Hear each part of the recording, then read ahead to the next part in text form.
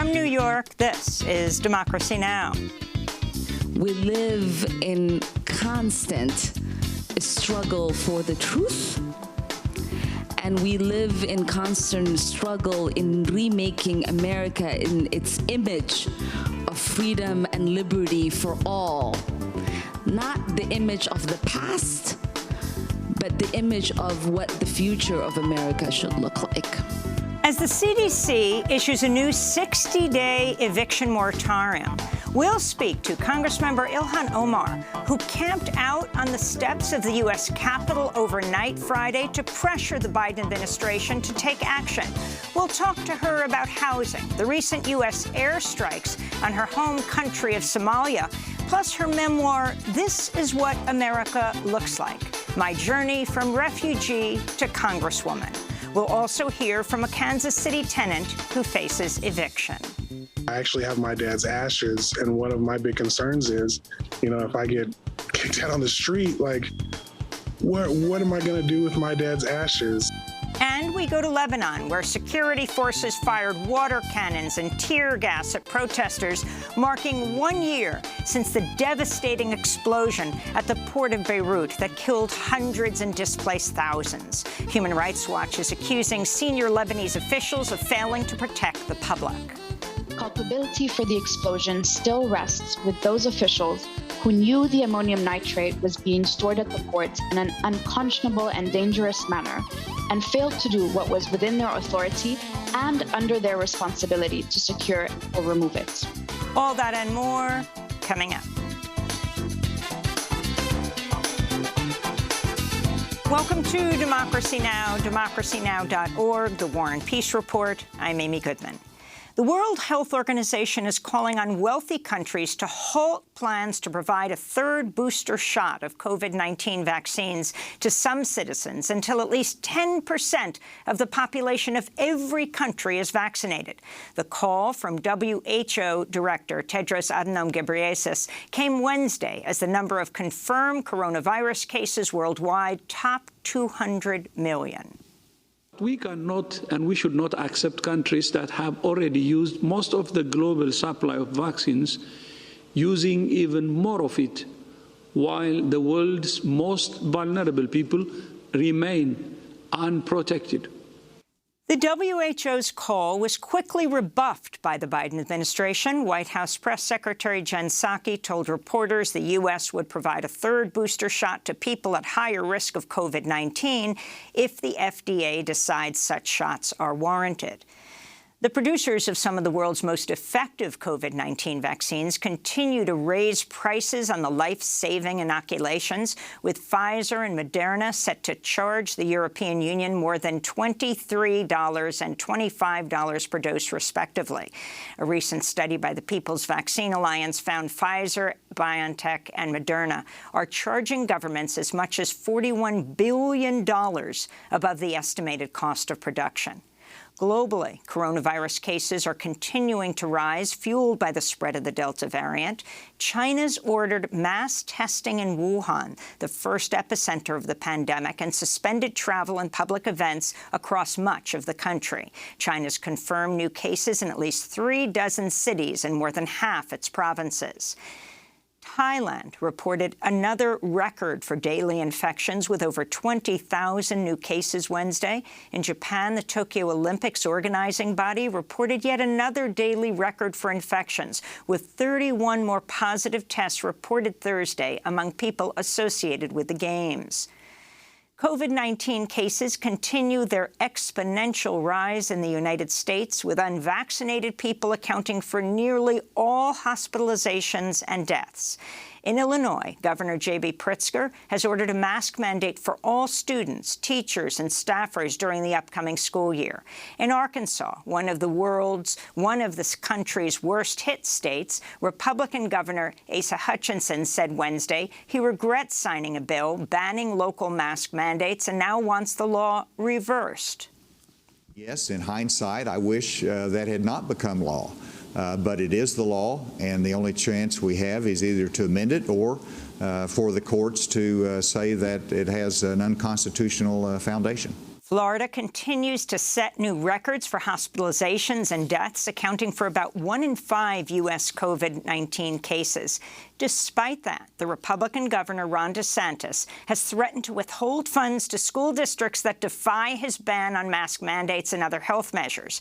On Wednesday, DeSantis blamed immigrants and President Biden for Florida's COVID surge. So why don't you do your job?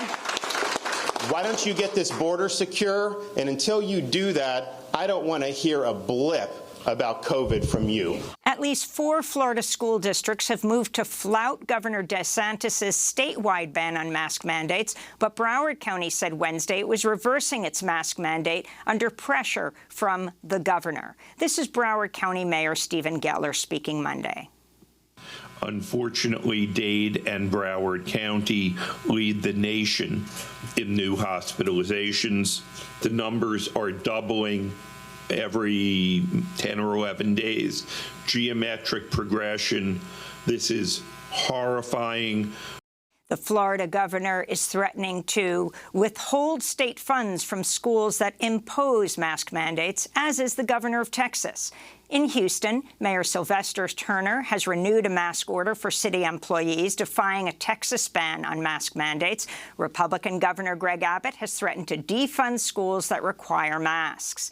Meanwhile, Secretary of Defense Lloyd Austin is expected to soon seek a presidential waiver to make COVID-19 vaccines mandatory for all active-duty soldiers.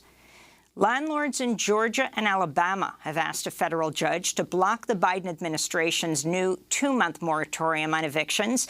The new CDC moratorium covers areas of the United States where there's substantial or high spread of the coronavirus. The Alabama and Georgia chapters of the National Association of Realtors filed their motion with U.S. District Judge Dabney Frederick, a Trump appointee who ruled in favor of landlords in May. We'll have more on this story after headlines with Congressmember Ilhan Omar.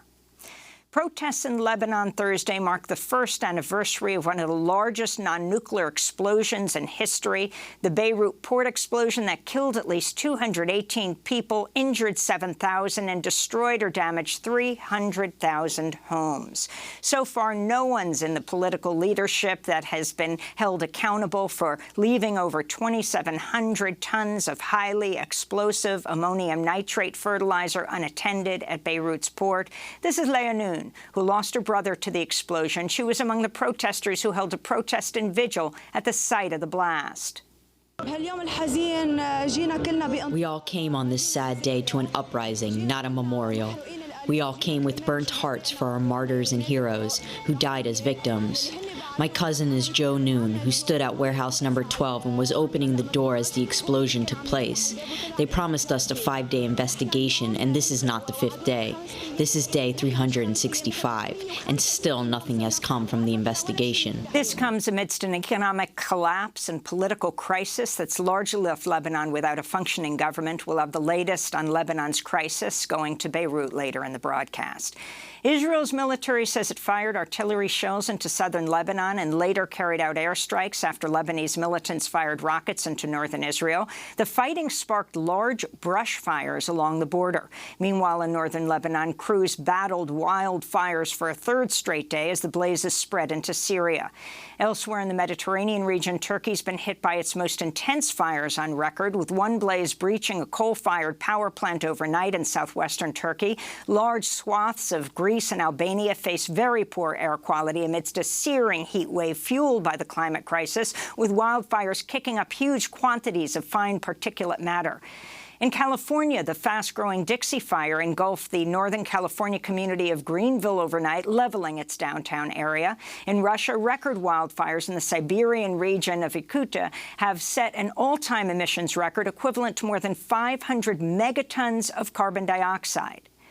Mexico's government has filed a landmark lawsuit in a federal court in Massachusetts seeking to hold 10 U.S.-based firearms companies accountable for Mexico's epidemic of gun violence.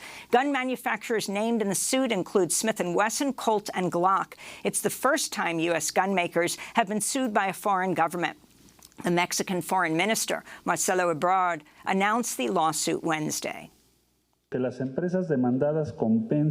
companies named in the lawsuit should provide compensation to Mexico for the damages caused by their negligent practices. The amount in this case will be determined by the judge. Over 300,000 people have been killed since Mexico launched its U.S.-backed war on drugs in 2006.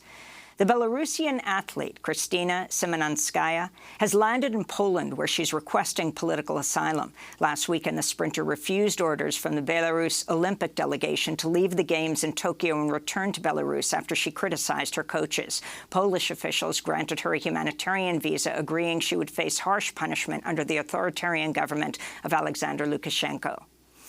The United States healthcare system once again ranks dead last among wealthy countries. That's according to a new report by the Commonwealth Fund. Researchers found the U.S. spends far more per capita than 10 other nations: Australia, Canada, France, Germany, Holland, New Zealand, Norway, Sweden, Switzerland, and the U.K., yet has the lowest life expectancy, highest infant and maternal mortality rates, and the most glaring inequities. Congressional Progressive Caucus Chair Pramila Jayapal responded, quote, "Our cruel for-profit health care system is broken. It's time to guarantee health care as a human right. It's time for Medicare for all," she said.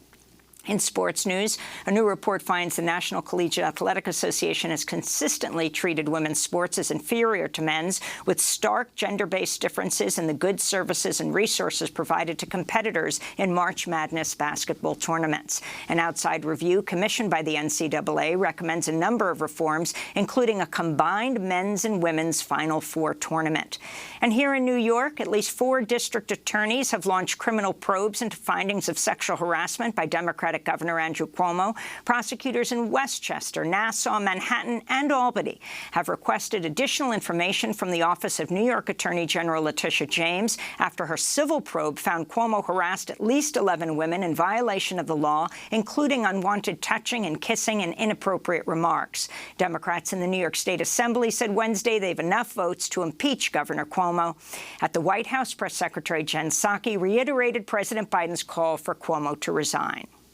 Because of the abhorrent allegations that were made public yesterday, that it is time for Governor Cuomo to resign. Obviously, if leadership changes in the state, we will work with a different leader. And those are some of the headlines. This is Democracy Now!, democracynow.org, The War and Peace Report. I'm Amy Goodman. We begin today's show looking at the fight over housing. Landlords in Georgia and Alabama have asked a federal judge to block the Biden administration's new 2-month moratorium on evictions. The new CDC moratorium covers areas of the United States where there's substantial or high spread of the coronavirus, about 90% of the country.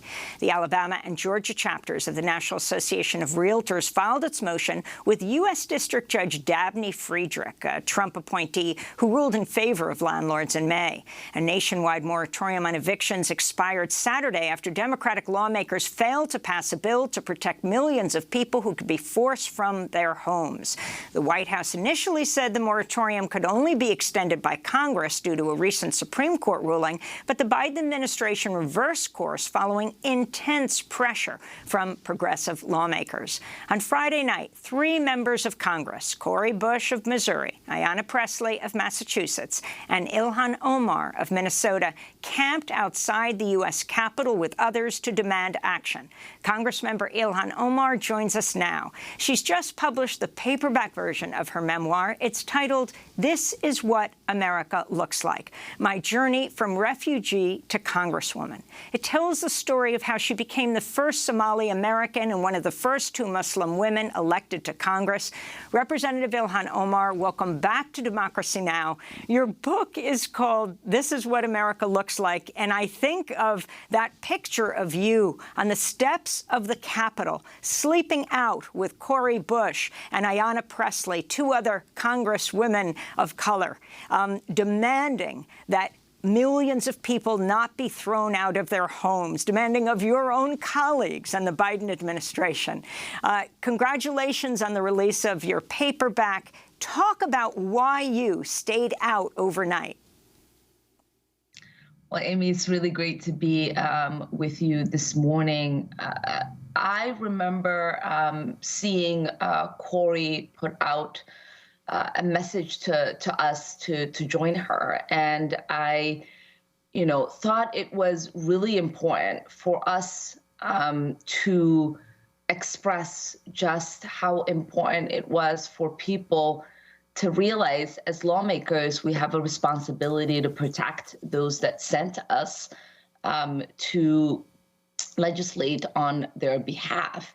And, as Corey has her own personal experience with being, unhoused, I certainly have experienced severe aspects of that as someone who not only slept on the side of roads, on beaches, as you have read probably in my book, but also spent a lot of time in a refugee camp, in destitute. And so, my own experiences, her own experiences, Ayana's own experiences with dealing with homelessness has pushed us to take that drastic measure. And we knew that it would ultimately, motivate our colleagues and the White House to take action. They could no longer ignore the kind of devastation that inaction would have caused in our country. So you're taking on your own party, along with taking on the opposing party, the Republican Party. Just inside, your colleagues had just gone on recess. Now, while the Biden administration, responding to your pressure, enormous pressure, just not exactly reinstated the moratorium, but did a slightly modified one where it'll cover 90% of the country and cited the CDC, the CDC imposed it. But they had said, Biden had said, it's really up to Congress because the Supreme Court struck this down already. How is it possible that the House, that's Democrat-led, could not pass an extension of the moratorium? This is what has been the most frustrating part of this whole conversation. We obviously didn't have a lot of time. That's understood. We got the notification on Thursday, and we, rushed to produce legislation with the leadership of Chairwoman Waters. And we believed it was important to stay over the weekend, negotiate, and have the ability to vote on the bill. We believed that people should be on the record voting on a yes or no on whether 11 million people possibly should be facing eviction. And then they should be forced to go to their constituents and explain why they made their decisions. And the fact that leadership decided to not do that, to not take that route, was frustrating, not just for me, but even for Chairwoman Waters, who certainly thought it was really important for us to take a vote on the bill that she produced. The thing that most people find really confusing about this whole thing is that we would choose to go on recess and prioritize our time when the people who sent us desperately needed us to act. And I always said it's really important for us to send people who have fluency in the day-to-day struggles of their constituents, and this was very evident on how important that is. And just to understand, when you're saying you only got notice on Thursday, explain what you mean by that for people who can't understand how this went down at the last minute. You got notice from the Biden administration that they weren't going to extend it? Yes, we've been communicating since May, even earlier than that, with the administration and saying, we need you all to expand the eviction moratorium. People are going to be at risk. The money that we appropriated to help renters and landlords isn't going out as fast as it should be. Municipalities and states need more time. And we need you all to take action. And it wasn't until Thursday that they affirmatively told us that it was going to be up to Congress to create that expansion. They weren't going to do it themselves. And then, it was a rush in the House to try to figure out what we could do and how fast that legislation could be put together. I remember being pulled aside by Chairwoman Waters in the middle of one of those votes and saying, we're going to put this bill on the floor. Talk to your colleagues. Chairwoman Jayapal from the Progressive Caucus asked, if we can pull together an emergency meeting. As you know, I serve as the whip of the Progressive Caucus to gauge where we will be at. And a lot of us, dispatched and started having conversations with our colleagues, even some moderate Democrats, to say, what do you need in order for you to be able to be with us in protecting 11 million people across this country from being evicted? And as those conversations were taking place throughout Friday, it was our understanding that those conversations would continue, that we would legislate and that we would protect these 11 million people. And we were shocked when we saw that leadership decided to seek unanimous consent and was not going to bring the bill to the floor for a vote, and that some of our colleagues were leaving, and they were choosing to also not leave their proxy votes because, during the pandemic, we've been able to have the ability to vote without being physically at the Capitol. And the fact that they weren't willing to leave their proxy votes with people so that we could actually pass legislation was alarming to us and, very shameful. And can you explain Democratic Congressmember Rashida Tlaib's call on House Democrats to return recent contributions from real estate tycoon George Marcus, who recently donated $1 million to the House Majority PAC just weeks before the Democratic lawmakers failed to extend the eviction moratorium, who he is?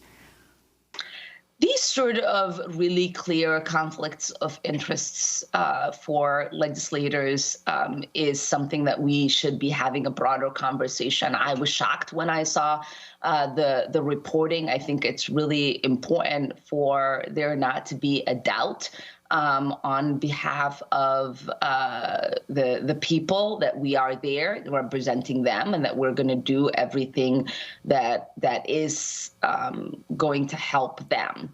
And the fact that, there was a rush to leave and not do anything on expanding the eviction moratorium until that drastic measure was taken by us choosing to sleep on the Capitol steps is really not sitting well with so many people. I remember getting a lot of calls from my constituents if those were linked. And I joined Rashida in that call because we have to get rid of, any semblance of conflict of interest. So also, if you can explain what you have introduced, the Rent and Mortgage Cancellation Act. I mean, the fact is that even if there's a moratorium, isn't it true that afterwards people who can't afford to pay their monthly rent will have to pay it all back?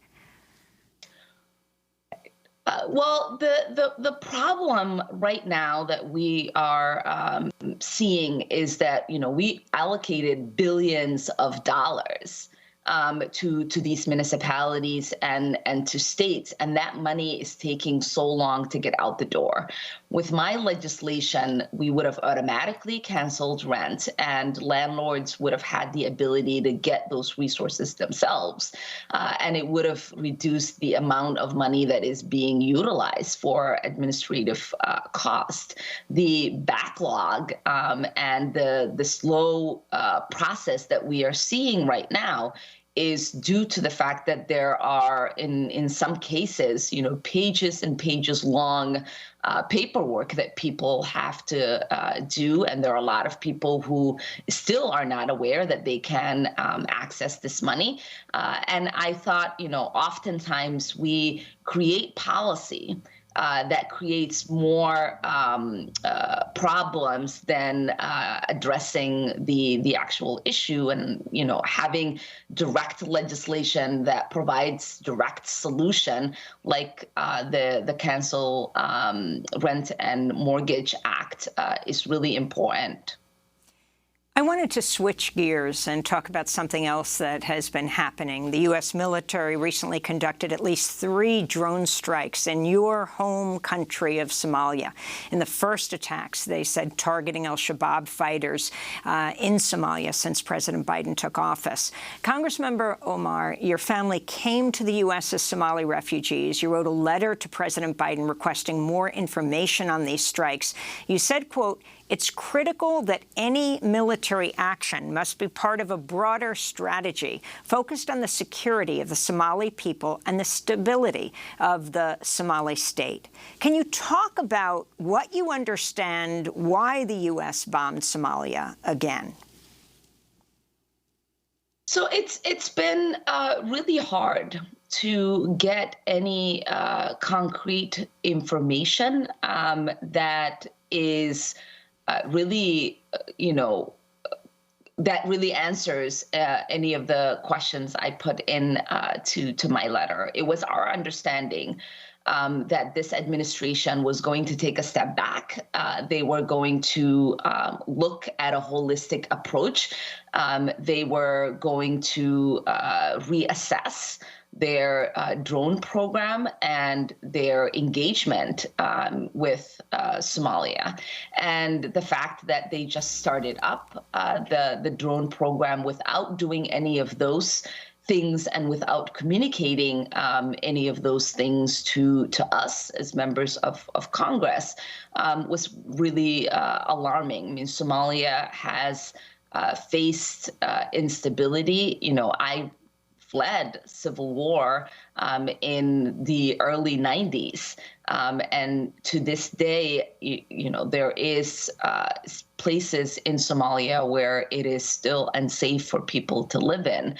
Al-Shabaab has, and terrorism in Somalia has caused lots of devastation, and it is abhorrent for them to continue to operate. And so I do, stand with the Somali government and our administration in fighting al-Shabaab.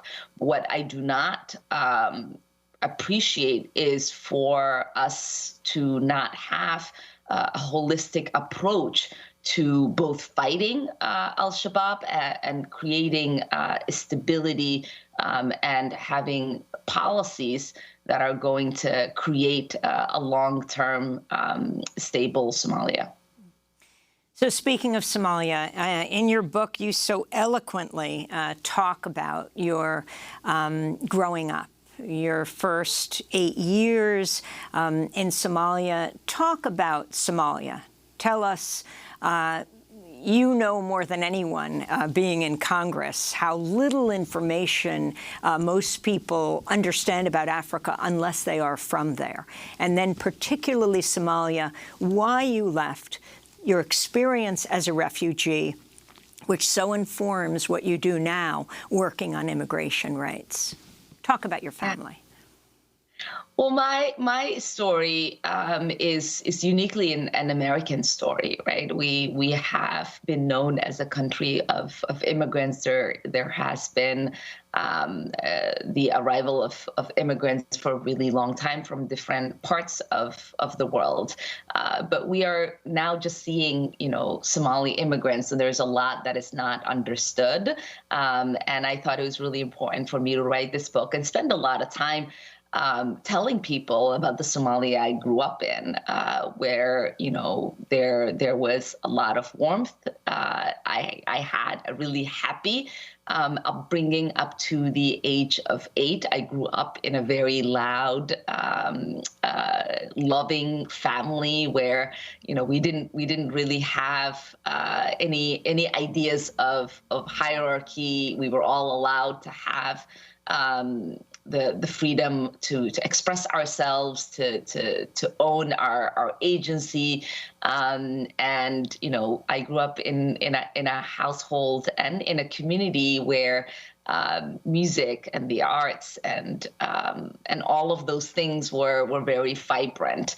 And the tragedy of living in that, and then one day waking up and having the kids that you played with in the streets now carry guns is something that most people don't know. And I wanted to give people an insight of what happens when a society is stable and it's not really nurturing that stability, how everything can disappear in a day, and how someone who had that happy upbringing finds herself in a refugee camp, missing 4 years of formal education, coming to the United States, getting that golden ticket and opportunity, and overcoming a lot of the challenges that continue to exist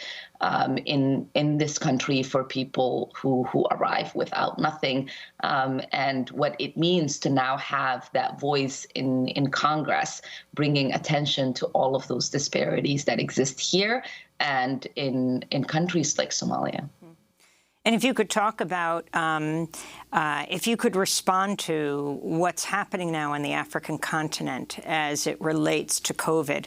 Our first headline today is about the desperate plea of the World Health Organization head, saying there should not be, third shot boosters in the wealthiest countries in the world before 10% of all countries are vaccinated. We've talked several times to the head of the African CDC.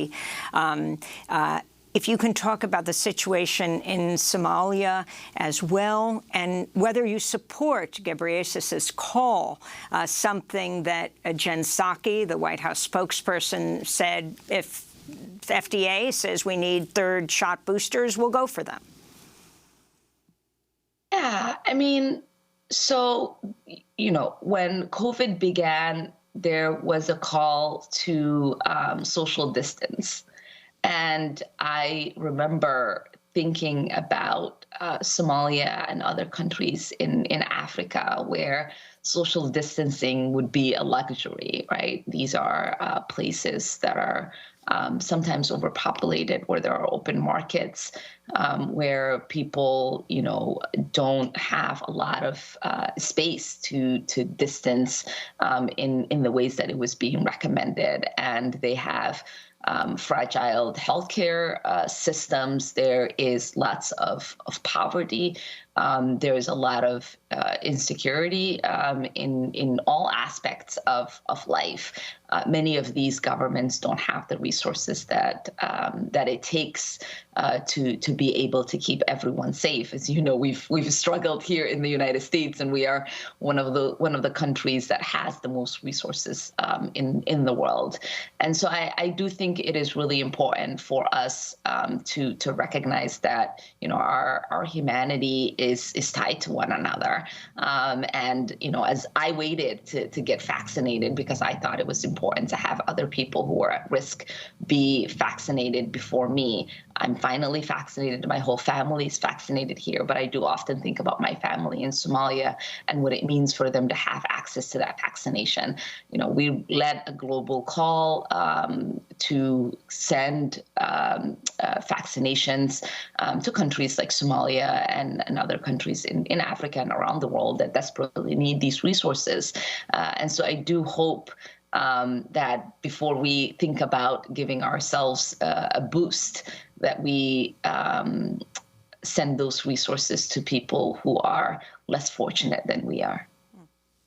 Let me ask you about the issue of refugees, certainly your experience, and immigrant justice in the United States.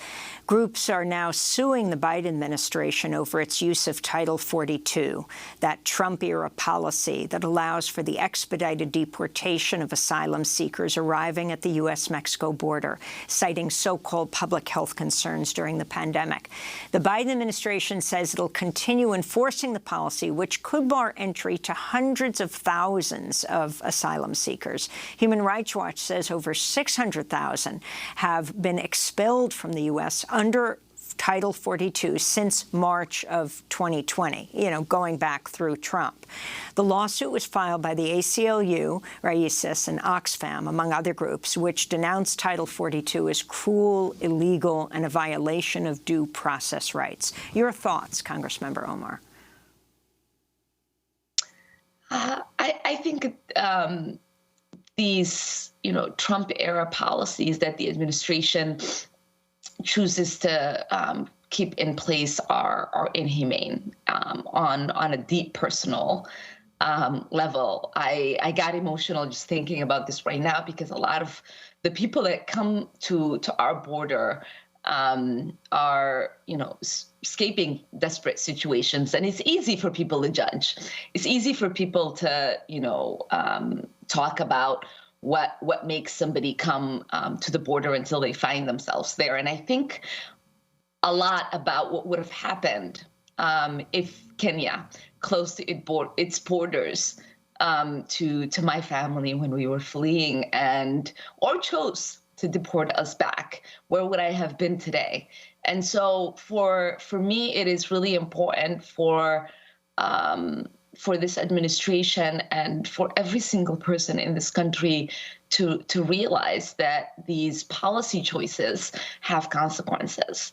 And, we have a moral imperative in this country to get our immigration policy right and make it a more humane system. We have the Citizenship Act, that we have been pushing for in Congress that would stabilize the status of 11 million people in this country. We have been working so hard to try to come up with actual solutions to our immigration crisis. And it is disheartening that instead of people working with us to find a solution, that they do the easy thing that sometimes seems might win you political favor, might stop some headlines from being written, but chip away at your soul, knowing that you are turning people away who desperately need help and are coming to this country, knowing that we have been a country that welcomes people and provides opportunities for people. I choked up reading your book, a part where you're in the refugee camp and you lose your beloved aunt. Was her name pronounced Foss? Can you tell us about her? And this goes to people waiting in refugee camps, waiting, and the devastating toll it can take. Yeah. I think a part of my story that most people don't know, which has made me a really strong advocate for a lot of the young people who are coming, and has made me speak out in regards to family separation, is that I was separated from most of my family. My Aunt Foss was the one who was who brought me and three of my siblings along with us on that journey to escape Mogadishu as war raged on. And she was my everything. I owed my life to her. And life in a refugee camp is not an easy one. in the refugee camp Utanga that we were living in, malaria was devastating the camp and taking lives. And she ended up getting malaria and ended up losing her life. And, you know, there was no health care that we could provide for her. There was no way to save her life, and just to watch helplessly. And know that she wasn't going to make it, but to not just like live with the fact that we were losing her, that she wasn't going to live anymore, but that we were losing someone who really our survival depended on in so many ways, was very hard. And writing, you know, those chapters were very hard. Doing the audio tape for those chapters was very hard. Doing this interview is very hard, but it's not as hard as what people have still been experiencing. There are a lot of young people who I lived in that refugee camp with, who didn't get the opportunity to stabilize their lives. Once that camp closed, they were sent to another camp. And I went in 2011 when drought was devastating Somalia, and over 1 million people were at risk of dying from famine, to Dadaab refugee camp, which is one of the largest refugee camps in Africa, if not in the world. And I saw some of the young people that I was in the camp with, some of the kids I played with, who were also adults and had children themselves in those camps, as I've had opportunities to fulfill my education and now become a member of Congress. And so I feel like I owe it to those people to speak up about the plight of refugees around the world, to seek justice for people who have experienced war, who haven't experienced a remedy, not just for their trauma, but everything that they have lost, and for people who are in this country who just want to have their humanity seen and want to be treated with dignity. Congressmember Omar, speaking of the horror of losing lives unnecessarily, I wanted to pivot to your home state and to your city, Minneapolis, where police killed George Floyd, murdered him, prompting mass protests. Now local activists have gathered more than 22,000 signatures to place a measure on the ballot this November to vote on whether to abolish the city's police department and replace it with a new Department of Public Safety. But the city attached an explanatory note to the ballot initiative that organizers say is misleading partial description. They filed a lawsuit to stop the note from being placed on the ballot initiative, saying the city's trying to influence voters with subjective, selective language. You are one of the leaders of this community that has experienced so much trauma.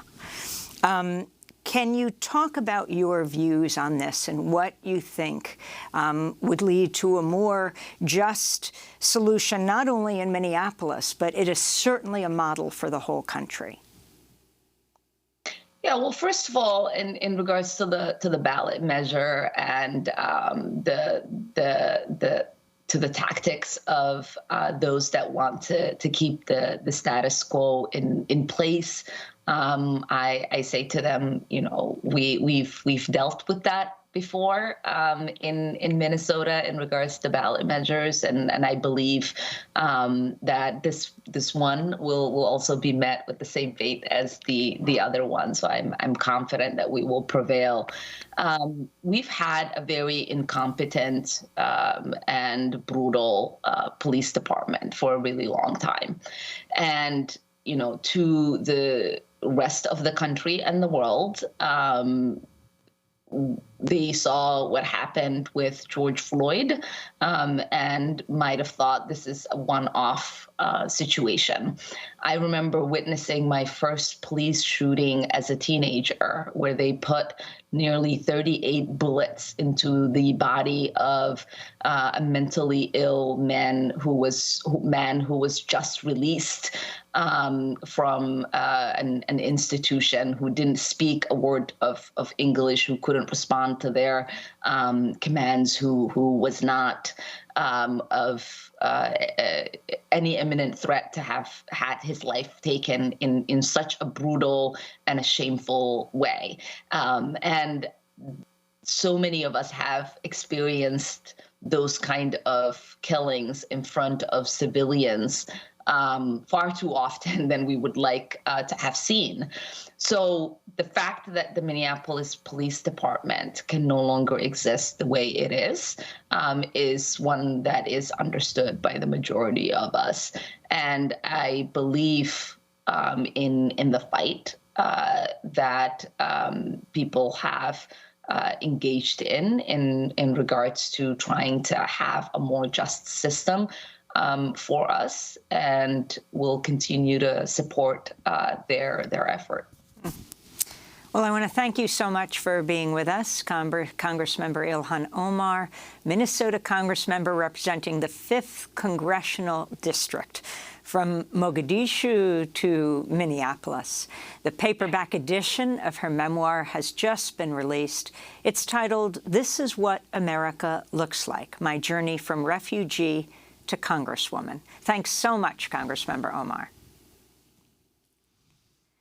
Well, up next, we go to Lebanon, where security forces fired water cannons and tear gas at protesters, marking 1 year since the devastating explosion at the port of Beirut, killing hundreds, injuring thousands. Stay with us.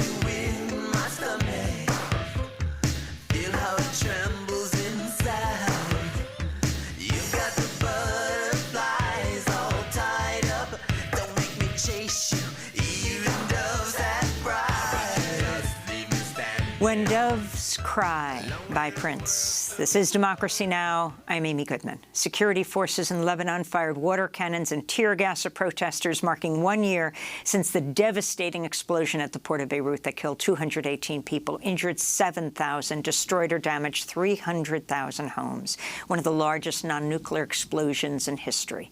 But so far, no one in the political leadership has been held accountable for leaving over 2,700 tons of highly explosive ammonium nitrate fertilizer unattended at Beirut's port. This comes as a new report by Human Rights Watch implicates senior Lebanese officials for failing to protect the public. This is Paul Nagir, who spoke this week about how his 3-year-old daughter, Alexandra, was at home with her mother, Tracy, when they heard the blast. Tracy tried to shield Alexandra, but a shockwave from the explosion forced them across the room. They were knocked unconscious. Her husband, Paul, came home to find them badly injured and unconscious, but alive. Their daughter died days later in the hospital. He said officials should have done more to prevent her death. They had 40 minutes and they did not react. I want to try to put myself in the shoes of Michel Aoun, for instance, and just taking an example. What was he thinking at this time? So he's sitting at home, or in his palace, turned on the TV and looks at smoke coming out of the harbor. He's a pressed brigadier in the army, specializes in weaponry, and he looks at these images. He's the president of the country and supposedly the father of all, Bay al-Kil, as they call it in Arabic. What does a human being think when he looks at that In my opinion, these people waited and watched for 40 minutes, waited for us to die. When Tracy and I were carrying our daughter that had a huge edema, down on the street, destroyed streets of Gemmayzeh in our neighborhood, and watching people on the floor dead, trying to make a way to the first hospital, then to the Red Cross post, then to the next hospital. I had to take my dying daughter on a scooter. And Tracy was with 3 broken ribs, 4 broken vertebrae, an edema on her face, detached lungs, had to go on hitchhiking to the hospital. Paul Nagir recounting what happened 1 year ago in the port of Beirut explosion. For more, we go to Beirut, Lebanon, to speak with Aya Majoub, the Lebanon and Bahrain researcher for Human Rights Watch, who co-authored the new report, They Killed Us from the Inside, an investigation into the August 4th Beirut blast. Welcome to Democracy Now! Thank you for joining us from Lebanon, where mass protests broke out yesterday. You were there in the streets. If you can describe the scene there and then put it in the context of the findings of your report, Aya. Me on today. The protests yesterday were hopeful. They were the biggest protests that we've had in over a year in Lebanon. Thousands of people came out to demand justice and accountability for the Beirut blast. They came from all parts of the country, converging on at the port to hear statements from the families of those who died in the explosion. There was a moment of silence at exactly 6:08 p.m. And then people headed over to Parliament, where there were some skirmishes between security forces who were securing the perimeter of Parliament and protesters who were trying to storm in. Now, Parliament, the seat of Parliament was very significant for protesters yesterday, because the Parliament is currently not lifting immunity that would allow the judicial investigator investigating the Beirut blast to charge and interrogate former ministers and parliamentarians implicated in the Beirut blast. Protesters channeled their anger at the seat of Parliament, and they were met with brute force. The security forces used very large amounts of tear gas. They shot rubber bullets at protesters in violation of international norms. They even shot rubber bullets at least 2 members of the media who were covering the protests. They used water cannons against protesters.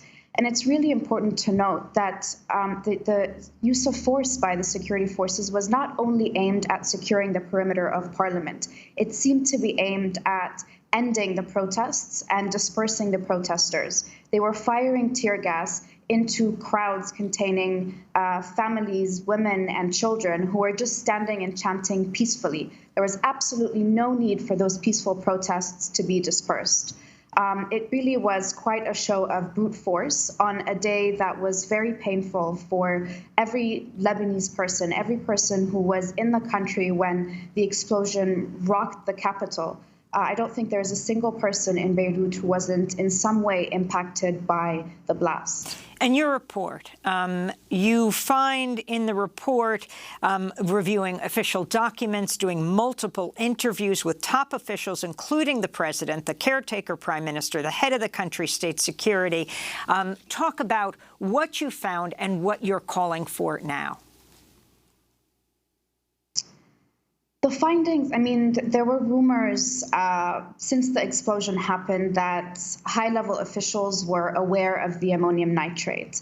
But just seeing all of the evidence in one place, seeing how many times these high-level officials were warned not only about the presence of the ammonium nitrate in the port, but the dangers that ammonium nitrate could pose to public safety. We didn't find any Lebanese official who took any responsibility for securing the port and for removing the ammonium nitrate and ensuring that the public was not harmed by the impacts of the ammonium nitrate. The levels of corruption and negligence that we found through this documentation was really just shocking. And what was even more shocking was the interviews that we conducted with these high-level officials. There really didn't seem to be any sense of remorse or accountability. Every senior official that we met with was very quick to dismiss the allegations against them, say that they acted within the powers that they had, and just point the fingers at other people.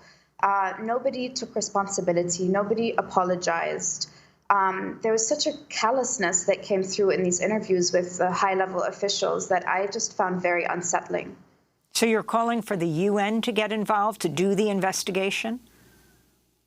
Yes, we're calling for the Human Rights Council at the United Nations to send an investigative mission to Lebanon to investigate why the ammonium nitrate was in Lebanon in the first place, who knew about the ammonium nitrate in the port and failed to act, and then what triggered the explosion last year on August the 4th.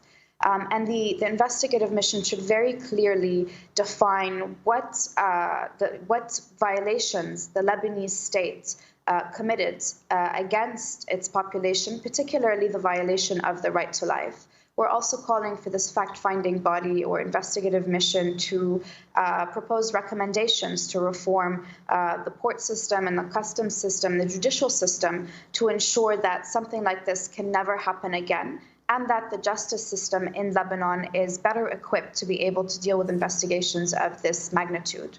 Aya Mahjoub, I want to thank you for being with us. Lebanon, Bahrain researcher for Human Rights Watch. We'll link to that report. They killed us from the inside. Investigation into the August 4th Beirut blast. In 20 seconds, we'll be back to look at the economic collapse in Lebanon. Stay with us.